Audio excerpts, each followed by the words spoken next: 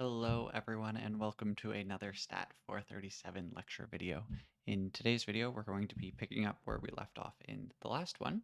So in the previous video we were talking about a few different examples of generalized estimating equations and how we can take either continuous longitudinal data, binomial longitudinal data, or count longitudinal data and apply the structure that we would think of for generalized linear models to these longitudinal data. And we can do this without distributional assumptions. We just sort of take inspiration from the form that those GLMs tend to take and then apply our GEE methodology.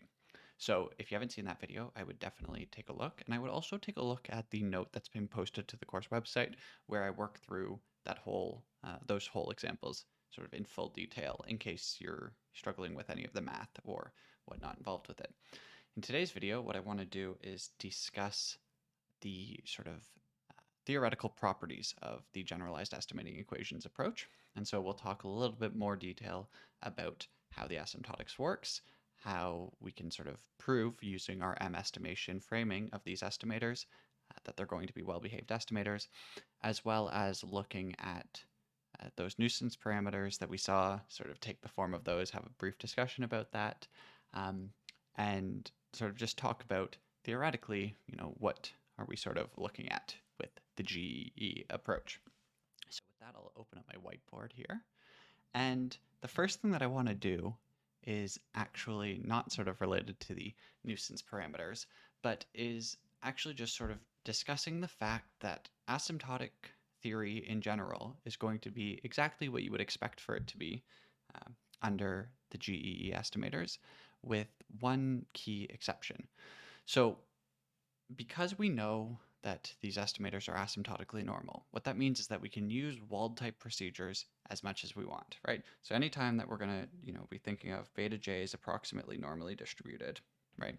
Or I guess beta j hat is approximately normally distributed. All of those procedures are going to work exactly as we would expect, okay? And so we can take any of the Wald results or any of the results that are based on beta j being approximately normal, which does include some chi-squared results as well, because remember that if you have if z is standard normal, then z squared is chi-squared 1, right? And so a lot of our chi-squared results are actually Wald-based results. But what we will not be able to do is any of our likelihood ratio tests, right? So LRTs are not available. Now, we discussed briefly in the previous lecture an alternative to LRTs based on the generalized score statistic, and just off the top, we're not going to be using that in this course. So I want to present it to you. I want to give you that estimator in case it comes up in the future. But all of the software that we're using is going to be based on these Wald type intervals. And so that's what we'll be looking at for the remainder of it. If you're not comfortable with Wald type estimation, I would take a look at sort of what we've been doing in all of the other versions of the course, because functionally it's going to be the same thing. The only thing that we're not going to be able to do is sort of do that nested model testing that we're used to, at least on the basis of likelihood ratio test. Instead, we're going to have to be thinking of our hypotheses in terms of, say, L beta equals 0, right? And so if we frame them like this, well, then we can use Wald statistics to get there. Okay, so with all of that out of the way, now we can actually start beginning to discuss the nuisance parameters of this model. So if you recall from our last lecture, we were really focused on estimating equations of u beta hat setting equal to 0, and we were really focused up on beta hat, right? And that's because beta hat is what we care the most about. All of these models we're sort of trying to express how the mean is going to change over time with respect to the variance that we care about, and all of that is captured within beta hat. However, in order to actually estimate these parameters, we require the specification of a phi parameter, right? And the way that the phi parameter was coming in is that we would say that our VI matrix is equal to phi times by AI inverse, or AI to the 1/2, where AI is the variance matrix, times by RI times by AI to the 1/2, right? And so we have this phi parameter here that we need to sort of figure out how we're going to deal with. And then also, and it's suppressed in this notation ever so slightly, but our correlation matrix here depends on a parameter itself, or perhaps multiple parameters, but we'll call them rho, right? And so then the question becomes, how do we actually estimate phi and how do we estimate rho using this methodology. Now, I'll point out from the beginning that I'm calling these nuisance parameters. We're not going to focus a whole lot on how these estimators come to be because they don't typically matter, right? We'll take a look at them a little bit. There are situations where you might care about this scale parameter or about the correlation parameters, but on the whole, our focus is on beta, and so all of these sort of just stand in the way of estimating beta, and that's why we're not giving it too much focus. But in order to actually generate an estimation procedure from it, the thing that we're going to be exploiting are the Pearson residuals.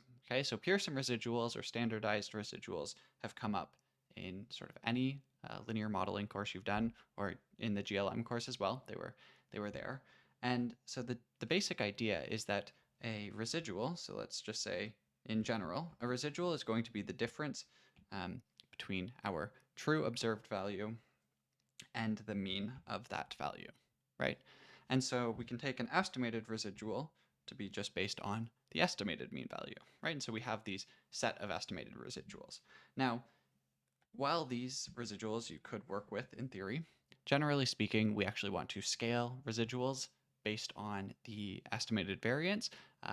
And that's essentially to let it behave like a standard normal with the fixed variance, right? Because if your variance is really high, then these residuals are going to kind of be all over the place, even though that's sort of not giving us useful information. And so we define the Pearson residuals, or the estimated Pearson residual. So I'll just note that these are Pearson residuals. And so we would say that Rij hat is going to be equal to Yij minus mu ij hat divided by, and then we want to sort of divide by the standard error here, the standard deviation. And so what we're going to do is we're going to take that variance function that we've been specifying, and it's going to be a function of our estimated value, okay? And so these are the Pearson residuals. We can use these as sort of a diagnostic instrument in our estimation procedure here. But for the purpose of the nuisance parameters, the reason that we care about these is because these sort of naturally capture variation, and both of our nuisance parameters are based on sort of this variation, right? And so we can actually write down an estimator, and this is sort of a method of moments type estimator, right? So we're going to set this up so that the expected value is correct, but this is going to be 1 over n minus p, and then we're going to take the summation of I equals 1 to n, so sum over all of our individuals. We're going to take the summation from j equals 1 to k, sum over all of the components, and we're going to take Rij hat squared. Right, and so this is going to sort of be capturing this variance here. All right, now if we want to estimate the row parameter, right, we'll talk about doing this sort of as an unstructured row, right? So we can take row of jk, and in order to do this, we're going to take this to be 1 over the estimated phi hat times by n minus p, and then we multiply that by the sum of I equals 1 to n, and then we take out the two relevant Pearson residuals for each individual. So we take Rij hat, and we multiply that by Rik hat. Okay, and this is going to be an estimator for the correlation. All right, so both of these are considered nuisance parameters, as I've mentioned. We won't really be focusing very much on them, but all of their theory can sort of be derived from the theory of Pearson residuals. And the only reason that we're even talking about this is because in order to estimate our beta, what we are going to do, the estimation procedure, is going to start with an initial value for beta hat, right? We're going to guess what the beta hat would be. And then we're going to use that beta hat to compute these two nuisance parameters here, right? And we need that because we have to base it on the estimated mean. And then we're going to plug these nuisance parameters back into our estimating equation and solve for an updated version of beta hat. And then we're going to repeat this process until we get convergence of our coefficients, right? All of that's implemented in the software, but in case you're wondering, that's sort of how that works out. All right, so moving on from nuisance parameters, the next point to make is that the unbiasedness of our generalized estimating equations, right? So remember back from our lecture on M-estimators that if we have an M-estimator for theta, which is going to be some summation of I equals 1 to n of, say, let's call that sub I and pass it in yi. And then if we solve u of theta hat equals to 0, well, then this theta hat is going to be consistent for theta 0, where theta 0 is such that the expected value of u of theta 0 equals 0. So in order to get all of our important M-estimation theory be able to put to use, what we want to say is that if beta is true value, and when we're saying that it's the true value, what we mean is that, in fact, we actually do have mu ij is equal to G inverse of xij transpose beta, right? So if this is true, then we want the expected value of u of beta equals 0. Okay, so there's sort of two different ways of approaching this, and that's because we have to think about these x terms here, right? So in general, when you're looking at a linear modeling context, we can either think of our x terms as being random variables that we have observed, or we can think about them as being fixed factors.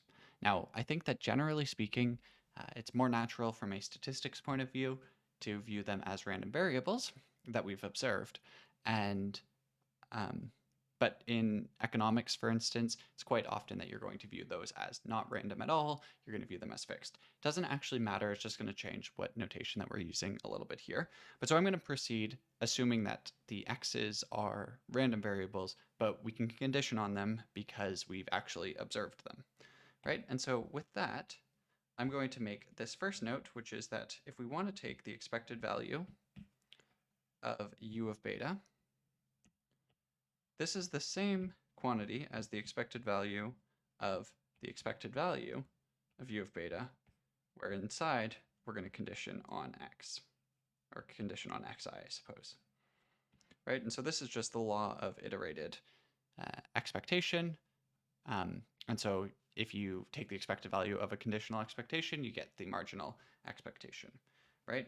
And the reason that this is important for us is now we can take the conditional expectation of our estimating equation given xi, and that's going to actually help us show that it's 0 a little bit more easily if we're treating these xi's as random, okay? So if we come over here and we can say that the estimating equation that we're dealing with, u of beta is the sum I equals 1 to n, di transpose vi inverse, and then we take yi minus mu I, right? And so if we want the expected value of u of beta, well, that is going to be equal to, the expectation can pull inside of this sum, right? The expected value of di transpose vi inverse yi minus mu I. Okay, and so now what we're going to do is we're just going to focus on each one of these expectations directly, right? So if we want the expected value of di transpose vi inverse yi minus mu I, well, remember that mu I is just going to be equal to xi beta, right? And both di here is going to be the derivative of mu I with respect to beta, and vi is our variance matrix, which is reliant on those parameters phi and rho, as well as potentially the mean as well. So this could be a function of xi beta as well, right? But importantly, both of these terms, the di and the vi, they don't rely on yi at all, right? If we condition on xi, then we can compute those directly. And so what I'm going to do here is I'm going to apply that law of iterated expectation. And so I'm going to say that this is equal to the expected value of di transpose vi inverse yi minus mu I given xi. I close up my expectations there. And so because we have that di, vi, and mu I, are all known if we're conditioned on xi, then what we can do is just pull that expectation through into that yi term, right? So this is equal to the expected value of di transpose vi inverse, the expected value of yi given xi minus mu I, and then close up that outer expectation there, right? And so here, again, just to clarify how we made that jump, when you've conditioned on xi, well, this term's xi beta, so we can just compute that. That's not random anymore. And then both of these terms are just functions of xi beta, right? And so again, we just know that straight up. And so the only random term is this yi, right? But now, based on our assumption that I wrote down somewhere,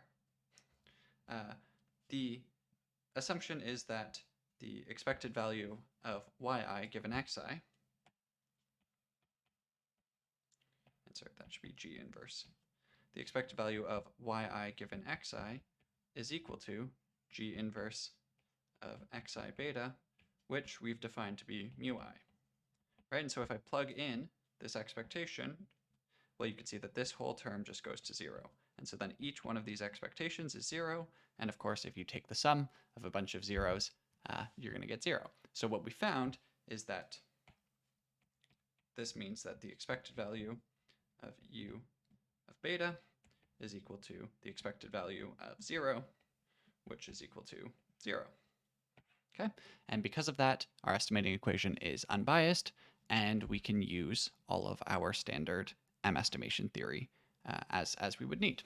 Okay, so with that, we can sort of take a last look at what that theory looks like, and the key piece of that theory is that we get asymptotic normality, right? So based on M-estimation theory, we get that beta hat is therefore asymptotically normal, and it's going to be around the true beta parameter. And then we're going to have this variance matrix. Now, when we were looking at M-estimation theory, I used sort of AI inverse BI, AI inverse transpose as our variance matrix here. But I don't want to do that because we're using AI in a different context. And so I'm going to take on the standard notation that would be used in this context, which is going to say that our asymptotic variance matrix is going to be J inverse gamma J inverse transpose. Okay, maybe I'll even explicitly write that that's transpose just because the inverse plus the transpose makes that a little hard to read.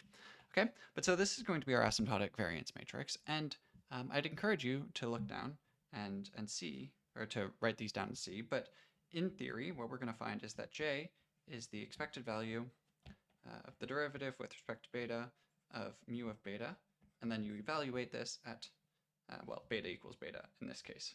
Sorry, that notation is kind of bad, and that's why we typically use beta 0 as the parameter we're plugging in so that we don't end up with this.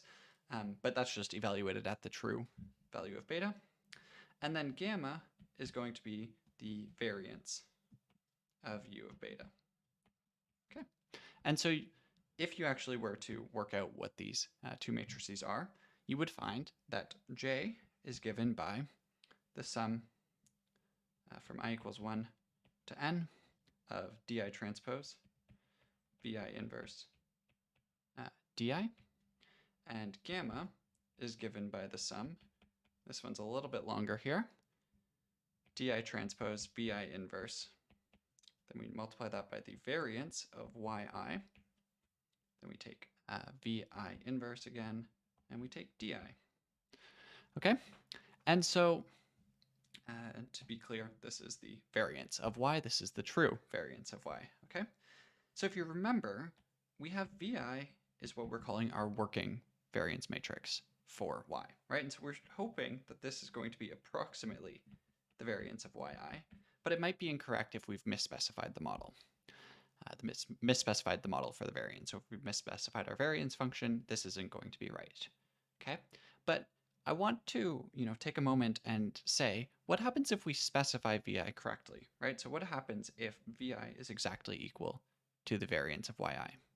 Okay, well, in this situation, if you look, then what that's going to do is this is going to make this variance of yi equal to vi, right? And so then we get to cancel out one of those matrices, and you can see that the gamma matrix is then going to simplify to the sum I equals 1 to n, di transpose vi inverse, and then these terms have been canceled out, so then we're left with di.